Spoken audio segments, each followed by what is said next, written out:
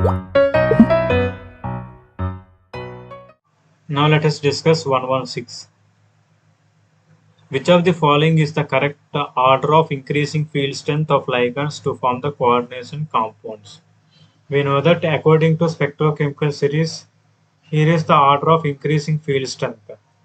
I minus, iodide, bromine, Sn minus, Cl minus, S2 minus, fluorine, F minus, OH minus, C2O4 2 minus, water, NCS minus. Here EDTA means ethylene diamine tetraestate, ammonia, En means ethylene diamine, Cn minus and CO. Now let us verify the given options. According to the given four options, the least field ligand strength is Sn minus. Here option 1 and 2 containing the least Sn minus. So remaining options are eliminated. Now let us verify the option 1 and 2. And then least one is F minus. Okay. Two options containing the same to same. According to the given data, C2O4 minus is least than Cn minus.